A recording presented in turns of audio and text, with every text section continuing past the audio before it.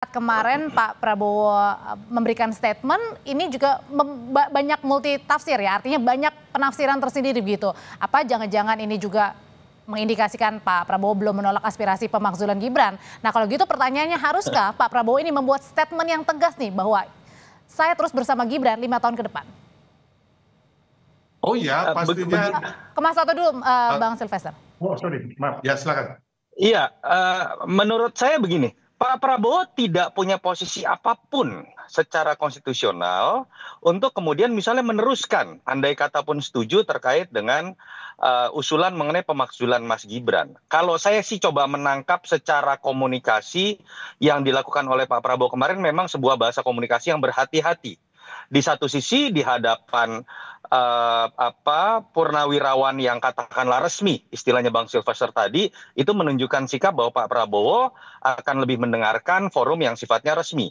Tapi di sisi lain dengan diundangnya Pak Tri Sutrisno, artinya Pak Prabowo juga ingin mengatakan bahwa saya tetap menghormati pandangan-pandangan dan masukan dari para senior, termasuk apa yang dikemukakan oleh Pak Tri Sutrisno lewat forumnya tersendiri. Jadi saya sih masih melihat ini upaya menetralisir. Nah, saya ingin mengomentari apa yang disebutkan oleh Bang Silvester tadi ya. Menurut saya nggak tepat lah, janganlah kemudian usulan-usulan seperti ini itu dilihatnya dengan logika argumentum ad hominem. Bahwa siapa yang berbicara lalu punya kepentingan nggak usah didengerin, nggak bisa. Semua orang mau kalah pemilu, mau menang pemilu, punya hak yang sama untuk memberikan usulan. Yang perlu dilihat adalah argumentasinya, apakah konstitusional atau tidak. Jadi jangan kemudian menggunakan logika Bung Silvester. Kalau logika Bung Silvester dipakai, semua pendukungnya Ganjar sama Anies nggak boleh ngasih usulan apapun. Itu menurut saya juga logika yang salah.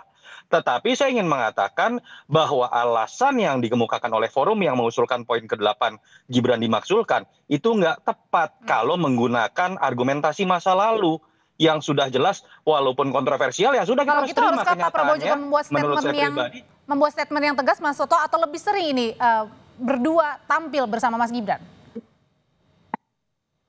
Nggak perlu lah menurut saya kemudian jadi drama-drama harus sering tampil bersama-sama. Poin yang Pak Prabowo jalankan saja fungsinya, Mas Gibran jalankan saja fungsinya, sehingga keduanya itu tidak kemudian melanggar apa yang disebutkan di pasal 7 AUD 45.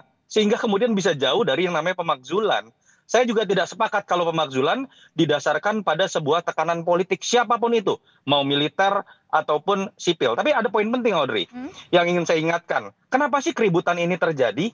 Bukan hanya ini loh, ini kan rentetan dari isu matahari kembar, isu mengenai cawe-cawe, isu bagaimana positioning dari Pak Jokowi. Ini kan bermula bahwa betul Mas Gibran sah secara konstitusional, secara prosedural, tapi ini kan bermula dari kontroversi yang sampai sekarang saya ingin mengatakan walaupun sah tapi secara substansi demokrasi majunya Gibran itu bermasalah dalam konteks etika demokrasi, sehingga kemudian ketika keberlanjutan diartikan sebagai harus menitipkan anaknya mantan presiden, yang terjadi adalah situasi sekarang. Ada ketakutan dari pendukung Prabowo atau masyarakat, diatur-atur nggak nih sama presiden sebelum? Ada nggak cawe-cawe dari presiden sebelum? Artinya Mas masih Gibran ada lebih loyal kegelisahan kepada mungkin di bapaknya atau sini. Prabowo?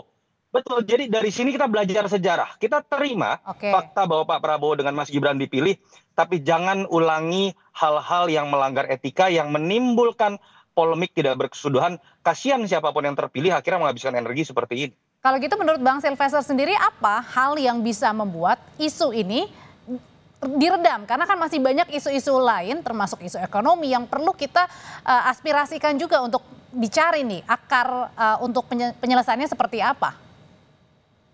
Ya, jadi intinya sih memang kita menghargai semua kritik, semua pendapat.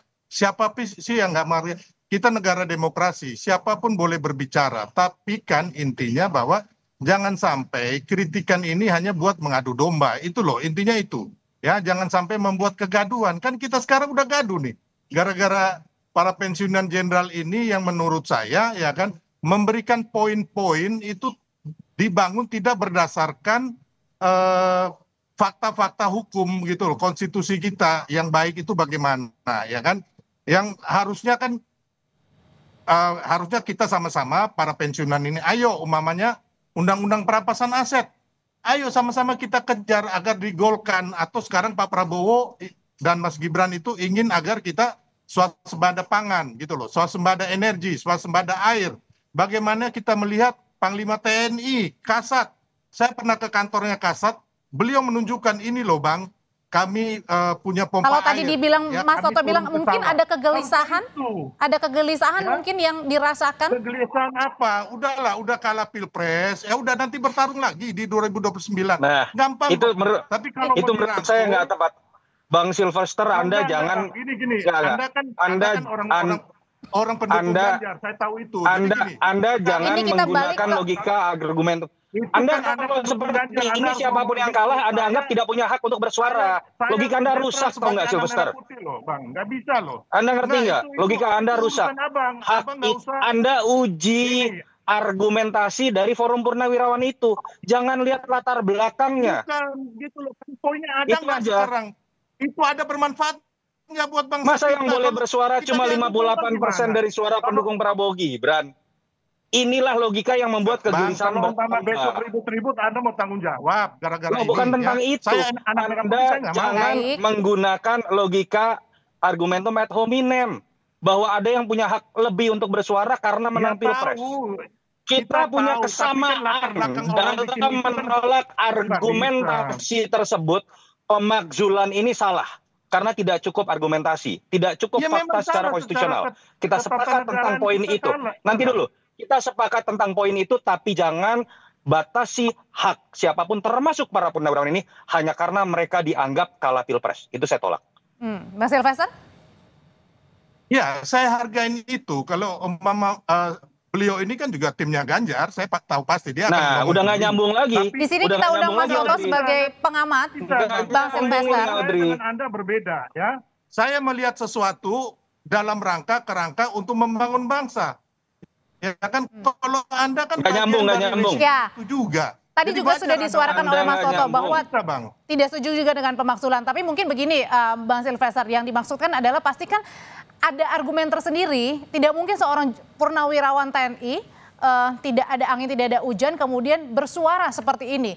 Pasti kan ada alasan mungkin di balik itu. Ya, Dan alasannya kan kemarin kan mereka kembali lagi ya. Ya, mereka kemarin juga tanggal 19 Maret 2024 ke KPU itu Pak Soeharto dan Sunarto itu memprotes bahwa Pilpres itu curang. Gitu loh, ada latar belakang. Jadi nggak bisa juga kita abaikan latar belakang mereka. Audrey, saya gitu boleh loh. jawab nggak, Audrey? Ya, Apa yang mereka silakan. lakukan. Kalau Kecuali Sylvester ada poin-poin yang menggunakan bermanfaat buat logika bangsa, seperti kita ini, sepakat, kita rapat. Sylvester, kamu ingat nggak yang namanya tim Prabowo pun ketika kalah 2014-2019 melakukan protes ke KPU dan Bawaslu. Apakah Pak Prabowo dengan timnya kemudian pada saat itu dianggap tidak punya hak bersuara? Anda nggak nyambung. Kita bicara di sini, kita uji saja apakah Oke. argumentasi purnawirawan itu kuat atau tidak secara konstitusional. Jangan Anda bawa menang atau kalah. Itu yang akan menambah kegelisahan. Pak Yunarto. Kita yang uji, terhormat, tapi ya. Anda jangan mulai dengan bahasa kalau Anda kalah Oke. pilpres, Kalau Anda gitu, tidak boleh Bapak-bapak, bersuara. singkat Itu udah ngawur. Bapak-bapak, singkat saja. Saya mau minta pandangan dari Bang Sylvester dan juga Mas Toto. Tapi Ya, Bang Sylvester dulu. kita Kalau uji begitu, sama-sama. bagaimana caranya biar isu ini tidak semakin menjadi bola liar dan akhirnya kita kan masih punya isu-isu lain ya, isu ekonomi, Udah jadi bola liar. isu lain sebagainya. Gimana caranya ini supaya tidak ada lagi nih isu pemakzulan ini? Atau Kalau buat diundang saya gitu, simpel. Mas Toto? Kalau buat saya, ketika Pak Prabowo bekerja dengan sebagaimana mestinya, memposisikan dirinya sebagai satu-satunya pemimpin, Mas Gibran memposisikan dirinya sebagaimana mestinya secara konstitusional, itu menurut saya juga dia akan menjauhkan dirinya dari pemakzulan.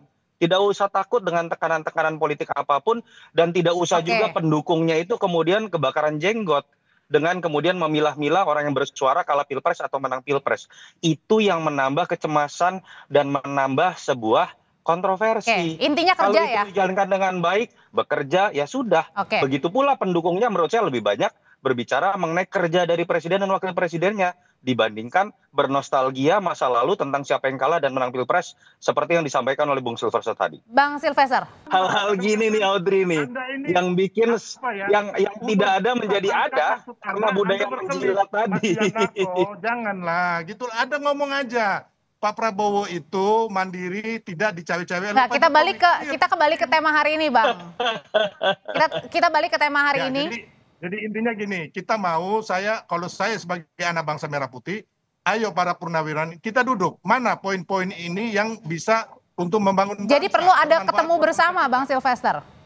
Oh ya, mau. Yang kemarin belum cukup berarti. Terus yang kedua, ayo kita sama-sama ya kan mendukung agar mengusut koruptor dan undang-undang perampasan aset dan uang kartal ini disahkan. Terus yang kedua, ayo kita sama-sama turun ke sawah bersama Panglima TNI, Kasat untuk masalah pengairan, pupuk dengan Pak Prabowo agar kita bisa swasembada pangan, swasembada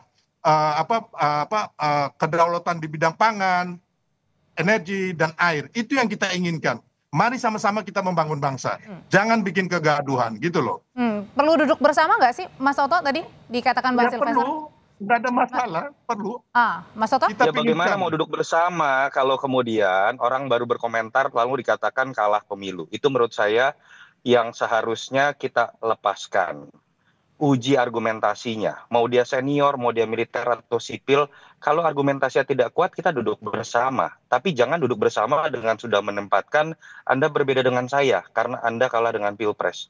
Saya meyakini sekali Pak Prabowo tidak punya pemikiran seperti itu.